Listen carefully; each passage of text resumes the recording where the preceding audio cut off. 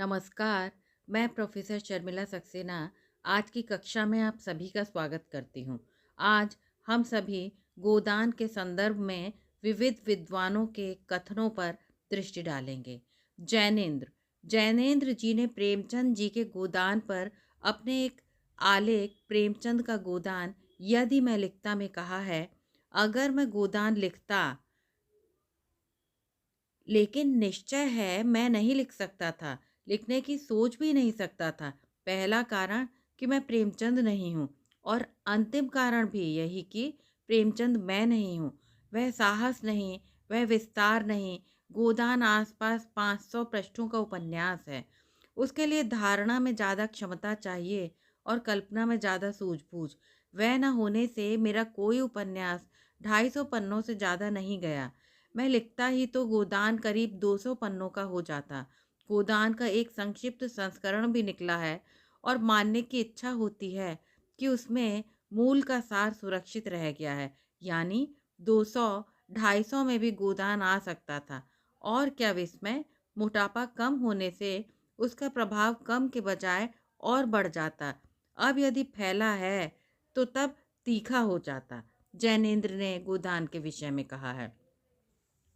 जैनेन्द्र की कुछ अन्य पंक्तियां देखिए। जैनेन्द्र कुमार ने गोदान के संबंध में लिखा है, गोदान चित्र की भांति समर्थ और काल प्रवाह के समान थोड़ा बहुत अनिर्दिष्ट है। किताब में एक पर एक पात्र आते गए हैं, उनकी संख्या पर विस्मय होता है। पूरी, धनिया, झुनिया, गोबर, हीरा, शोभा, सोना और रूपा तो एक ही परिवार के ही हैं। भोला, दुलारी, झिंगुरी साहू, दाता दीन, मंगरू, पटेश्वरी, दाता दीन वगैरह भी आसपास के ही लोग हैं। शहर के राय साहब, मेहता, खन्ना, तंखा, मिर्जा, मालती आदि आज की नई सभ्यता के लोग हैं। मानना होगा कि खासा मेला है, अगरचे सबका उसमें अपना अपना रंग और अपनी अपनी व्यक्तिमत्ता है। उनका चित्र सामने आ जाता है, लेकिन शायद मैं होता तो सबको न छूता, दो चार को लेकर ही काम चला लेता। कुछ तो इसलिए कि मेरा बस उतना नहीं है, कुछ इसलिए भी कि संख्या की अधिकता अवगाहन में सहायक नहीं भी होती। जैनेन्द्र का कथन है। यहाँ पर विद्वानों के जो कथन दिए जा रहे हैं वो इसलिए हैं कि आप अपने उत्तरों को और अधिक तार्किक बना सकें। निश्चय प्रेमचंद हमें बहुत देते हैं, तरह तरह की जानकारियाँ देते हैं कि हम समा नहीं सकते, लेकिन एक दूसरे तरह की उपलब्धि भी है। बौद्धिक से उसे आत्मिक कहा जा सकता है। वह व्यथा की सघनता के रूप में मिलती है। मैं लिखता तो मेरी इच्छा रहती कि मैं उसका ध्यान विशेष रखूं। जैनेन्द्र प्रेमचंद भाषा के जादूगर हैं, मुहावरे उन्हें सिद्ध हैं। भाषा का यह खेल और यह प्रभाव जैसे उन्हें याद नहीं उतरता। इससे जगह जगह प्रयोग ऐसे आ जाते हैं जो अपने खातिर और सिर्फ चमक के लिए आए लगते। जैनेन्द्र का मानना है, प्रेमचंद में प्रेम का व्यापार भी शब्दों में उतना मुक्त नहीं है। गोबर किशोर है और सामने जुनिया को पाता है। जुनिया छोटी सी थी, तभी ग्राहकों के घर दूध ले जाया करती थी। ससुराल में भी उसे ग्राहकों के घर दूध पहुंचाना पड़ता था। आजकल भी दही बेचने का भार उसी पर था। उसे तरह तरह के मनुष्यों से साबका पड़ चुका था। 2-4 रुपए हाथ लग जाते थे, घड़ी भर के लिए मनोरंजन भी हो जाता था। मगर यह आनंद जैसे मंगनी की चीज हो। इसमें टिकाव न था, समर्पण न था, अधिकार न था। वह ऐसा प्रेम चाहती थी जिसके लिए वह जिए और मरे, जिस पर वो अपने को समर्पित कर दे। वो केवल जुगनू की चमक नहीं, दीपक का स्थायी प्रकाश चाहती थी।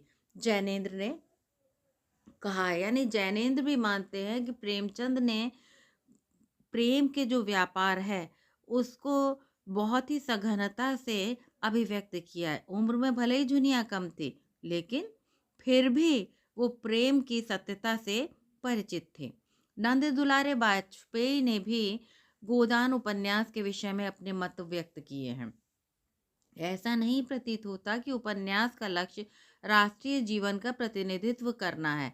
वह तो केवल भारतीय कृषक की असहाय अवस्था को दिखाकर समाप्त हो जाता है। नागरिक चित्रण का उद्देश्य भी नवीन पाश्चात्य संस्कारों को उसकी ऊपरी तड़क भड़क के साथ दिखाना ही है। ये दोनों ही लक्ष्य उतने व्यापक और सर्वस्पर्शी नहीं हैं कि इनके आधार पर गोदान को युग की प्रतिनिधि कृति कहा जा सके। आचार्य नंद दुलारे वाजपेयी। एक प्रश्न ये बार बार पूछा जाता है कि क्या गोदान उपन्यास को राष्ट्रीय प्रतिनिधि उपन्यास कहा जा सकता है।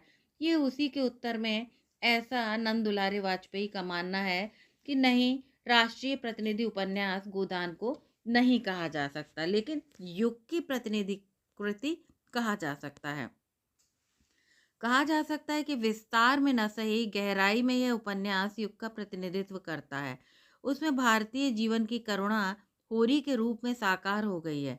होरी मानव देश की वास्तविक स्थिति का प्रतिनिधि है, परंतु इस आधार पर भी हम इस उपन्यास को राष्ट्रीय जीवन का प्रतिनिधित्व करते नहीं पाते। नंद दुलारे वाजपेयी का यह कथन ठीक ही प्रतीत होता है। कुछ लोगों का मानना है कि क्या गोदान एक महाकाव्य है? नहीं, गोदान एक महाकाव्य नहीं है। नंद दुलारे वाजपेयी के शब्दों में समझते हैं। गोदान में न तो महाकाव्य के औदात्य और उत्कर्ष का समारंभ आया है और न गहनतम उच्छ्वास का सा सीमित और तन्मयताकारी प्रभाव ही व्यक्त हो पाया है।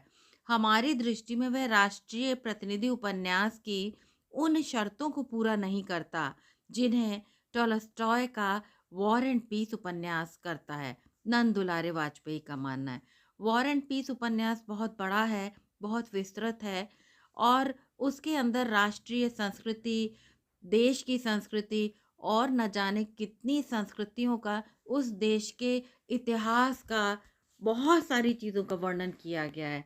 ऐसा ही उपन्यास राष्ट्रीय प्रतिनिधि उपन्यास कहा जा सकता है, जबकि प्रेमचंद का गोदान राष्ट्रीय प्रतिनिधि उपन्यास की कसौटी पर खरा नहीं उतरता, क्योंकि उसमें किसान की दुर्दशा का वर्णन किया गया है, यानी कि देश के किसी एक पक्ष का वर्णन किया गया है।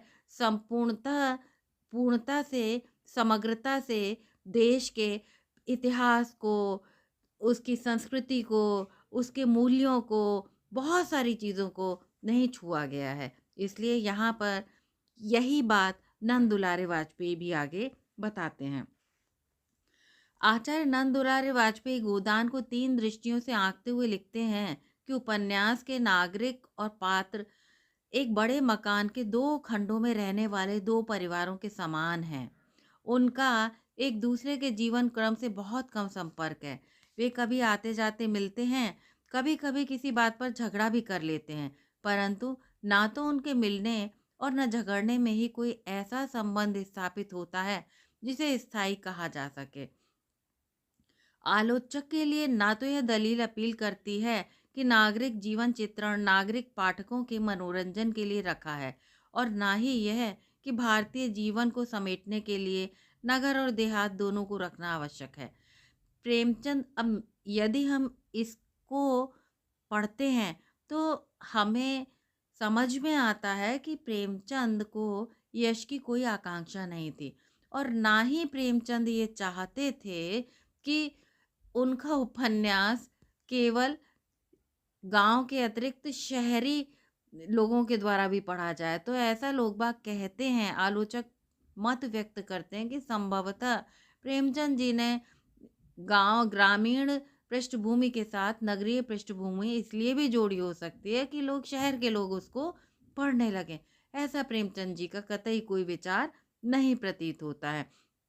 और यहाँ पर जो दोनों ही खंड हैं, गांव के और नगर के, दोनों ही बिल्कुल अलग हैं, और यहाँ दोनों को एक साथ रखने का प्रयास किया गया है। कहने का तात्पर्य है जैसे कि 2 तल पर दोनों अलग अलग रह रहे हों और दोनों का संपर्क आपस में बहुत कम हो। डॉक्टर इंद्रनाथ मदान लिखते हैं, प्रेमचंद पहले ऐसे भारतीय लेखक हैं जिन्होंने गहराई से किसानों के जीवन का अध्ययन किया हो। बिल्कुल ठीक बात। और जिन्होंने उसे इतनी सजीव कल्पना तथा अद्भुत कौशल के साथ चित्रित किया हो। उनका यह कार्य हिंदी कथा साहित्य में बेजोड़ है। गोदान किसान के जीवन का काल्पनिक प्रतिनिधित्व करता है और अत्याचारी सरकार के साथ उसने जो मोर्चा लिया है उसका जीता जागता स्वरूप प्रस्तुत करता है। निश्चित रूप से गोदान एक अमर कृति है। डॉक्टर इंद्रनाथ मदान इस संदर्भ में आगे लिखते हैं, होरी ऋण के बोझ से बुरी तरह दबा हुआ है। जीविका चलाने के लिए वो 3 साहूकारों से रुपया उधार लेने को विवश हो जाता है। ऋण दिन पर दिन बढ़ता चला जाता है। ऋण चुकाने और मितव्ययता से दिन काटने के लिए वह अपनी शक्ति से भी अधिक काम करता है। बहुत दिनों तक अधभूखा रहने के बाद एक दिन वो सड़क पर गिर पड़ता है और उसकी जीवन लीला समाप्त हो जाती है। बावजूद इसके क्रूरता तब होती है जब रुपया मांगने वाले उसके पास आ धमक पड़ते हैं और उसकी पत्नी धनिया रोती बिलखती हुई घर में रखे 20 आने ब्राह्मण के पवित्र हाथों पर रखती हुई कहती है, महाराज, घर में न गाय है, न बच्चियां, न पैसा। यही पैसे हैं, यही इनका गोदान है। कहने का तात्पर्य है, कितना सही चित्रण है कि एक किसान गाय की आकांक्षा से ही अपना जीवन आरंभ करता है और गोदान की इच्छा अपने हृदय में समेटे हुए अंत में प्रस्थान कर जाता है। डॉक्टर रामविलास शर्मा अपनी पुस्तक प्रेमचंद और उनका युग में लिखते हैं कि गोदान में किसानों के शोषण का रूप ही दूसरा है। यहाँ सीधे सीधे राय साहब के कारिंदे होरी का घर लूटने नहीं पहुंचते, लेकिन उसका घर लुट जरूर जाता है। यहाँ अंग्रेजी राज के कचहरी कानून सीधे सीधे उसकी जमीन छीनने नहीं पहुंचते, लेकिन जमीन छिन जरूर जाती है। होरी के विरोधी बड़े सतर्क हैं। वे ऐसा काम करने में झिझकते हैं जिससे होरी 10-5 को इकट्ठा करके उनका मुकाबला करने को तैयार हो जाए। वह उनके चंगुल में फंसकर तिल तिल कर मरता है, लेकिन समझ नहीं पाता कि यह सब क्यों हो रहा है। वो तकदीर को दोष देकर रह जाता है, समझता है यह सब भाग्य का खेल है, मनुष्य का इसमें कोई बस नहीं। मनमथनाथ गुप्त ने लिखा है, गोदान में हम 50 साल के इतिहास को जिस खूबी से वर्णित पाते हैं, वह लेखक की महान रचना शक्ति का परिचायक है। भारतवर्ष में भी अब इधर ट्रियोलॉजी लिखने की प्रथा चल पड़ी है। 600-700 पृष्ठ के अंदर जिस प्रकार प्रेमचंद ने गागर में सागर भर दिया, इस समय तक भारतीय साहित्य में अभूतपूर्व रहा। मनमथनाथ गुप्त। होरी को हमने भारतीय किसान वर्ग का प्रतिनिधि या प्रतीक कहा है, किंतु यह स्मरण रहे कि होरी के पास 4-5 बीघे जमीन है, इसलिए वह उन करोड़ों खेतीहर मजदूरों से खुशहाल है जिनके पास कोई जमीन ही नहीं है और जिनको दूसरों की जमीन पर मजदूरी करते हुए जीवन के दिन काट देने पड़ते हैं।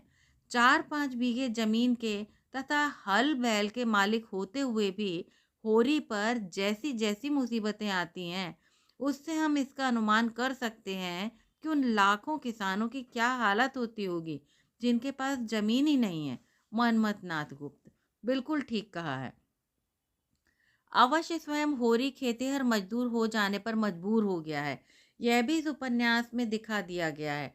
इस प्रकार हम यह भी देख पाते हैं कि किस तरह बराबर मामूली किसान सर्वहारा वर्ग गिरते चले जा रहे हैं। गोदान में यह स्पष्ट हो जाता है कि भारतवर्ष की एक बहुत बड़ी समस्या यह है कि जमीन पर दबाव कम किया जाए। इसका एकमात्र तरीका यह है कि देश का औद्योगिकरण हो। होरी का पुत्र होरी यहाँ पर कह सकते हैं कि ये बात बिल्कुल सही कही गई है और जो सर्वहारा वर्ग है, वो किसान सर्वहारा वर्ग है, वो लुटता पिटता ही चला जा रहा है। गोदान में प्रेमचंद ने कोई मार्ग नहीं दिखलाया, उन्होंने केवल सामाजिक शक्तियों के रुख को दिखा दिया है, मनमथनाथ गुप्ता ने कहा है। हरिभाऊ उपाध्याय जी लिखते हैं, गोदान मैंने उनकी अंतिम कृति के योग्य आदर के साथ पढ़ा। मेरे हृदय को उसमें वह वस्तु न मिली जो रंगभूमि में मिली थी। रंगभूमि में गरीब अंधे भिखारी ने अपने त्याग और आत्मबल के द्वारा एक विलक्षण जागृति और आंदोलन खड़ा कर दिया था। आत्मबल क्या कर सकता था, इसका वह नमूना था। गोदान में ऐसा कोई धीरोदात्त पात्र नहीं मिलता। उनके दूसरे उपन्यासों से वह जुदे प्रकार का है, यह यथार्थवादी है। हरिभाऊ उपाध्याय। हरे भाऊ जी ने गोदान को इसलिए भी नापसंद किया कि इसमें कोई हल किसी तत्व या व्यक्ति के रूप में पेश नहीं किया गया है। फिर भी वे मानते हैं कि जहाँ तक समाज की इन दो श्रेणियों का यथार्थ चित्रांकन से संबंध है, वहाँ तक गोदान में प्रेमचंद जी बहुत सफल हुए हैं। डॉक्टर रामविलास शर्मा ने इस संदर्भ में कहा है, गोदान की गति धीमी है, होरी के जीवन की गति की तरह है। यहाँ सैलाब का नहीं है, लहरों के थपेड़े नहीं हैं, यहाँ ऊपर से शांत दिखने वाली नदी भंवरे ही जो भीतर ही भीतर मनुष्य को डुबोकर तलहटी से लगा देती हैं। और दूसरे डॉक्टर राम बख्श अपनी पुस्तक प्रेमचंद और भारतीय किसान में लिखते हैं कि किसान समाज का आधार होता है, समाज का उत्पादक वर्ग किसान है, उसी की उन्नति से देश की उन्नति संभव है, उसकी बदहाली देश की बदहाली। डॉक्टर सुरेश सिन्हा के अनुसार प्रेमचंद के उपन्यासों का मूल स्वर आदर्शवादी है। आचार्य नंदुलारे वाजपेयी के अनुसार प्रेमचंद अपने विचार और लेखन में आदर्शवादी हैं। सही से यदि हम देखें तो पता चलता है विद्वानों के विचारों से कि प्रेमचंद का जो उपन्यास है यह गोदान, यह यथार्थ आदर्श और यथार्थवादी दोनों ही प्रकार का उपन्यास आदर्शोन्मुख यथार्थवादी उपन्यास कहा जा सकता है। डॉक्टर रामविलास शर्मा के अनुसार प्रेमचंद एक यथार्थवादी उपन्यास थे, वे जीवन की सच्चाई आंकना चाहते थे। डॉक्टर कृष्णदेव झारी के अनुसार गोदान में प्रेमचंद आदर्शोन्मुख यथार्थवादी हैं। मुंशी जी किसानों के कवि हैं, उनके सुख दुख शरीक होकर उनके साथ रोने हंसने वाले सहृदय व्यक्ति हैं। बाबू गुलाब राय के शब्दों में गोदान आधुनिक भारतीय जीवन का दर्पण है, वह सामान्य और मध्य वर्ग की समस्याओं को लेकर चलता है। प्रेमचंद जी ग्राम्य जीवन को चित्रित करने में कैसे सिद्धहस्त थे, यह किसी से छिपा नहीं है। डॉक्टर विशंभर मानव उदात्त का सृजन केवल योद्धाओं के चित्रण से नहीं होता, अपितु सामान्य जनों के चित्रण से भी उसका सृजन संभव है। रामविलास शर्मा होरी का चरित्र भारत के अजय किसान का चरित्र है। गोदान उसके भगीरथ प्रयत्न की गाथा है। रामविलास शर्मा डॉक्टर मक्खन शर्मा का मानना है गोदान विश्व साहित्य की अमर कृतियों में स्थान पाकर भारत का सौभाग्य सूर्य बन गया है। बिल्कुल ठीक कहा है। बच्चन सिंह का मत है कि गोदान में गांधी और मार्क्स को प्रेमचंद ने घुला मिला दिया है। वास्तव में यह कथन भी ठीक ही प्रतीत होता है। यह समस्त उद्धरण कुछ कतिपय पुस्तकों से उद्धृत हैं। गोदान दृष्टि प्रतिदृष्टि संपादक डॉक्टर राजेंद्र टोकी, गोदान विमर्श संपादक ज्ञानचंद्र गुप्त, इन सब में इन विद्वानों के आलेख हैं, जिसमें से बिंदुवार यहाँ पर इन्हें प्रस्तुत किया गया है। यदि यह आपके किसी भी काम आता है तो निश्चित रूप से मुझे बहुत प्रसन्नता होगी। बहुत बहुत धन्यवाद।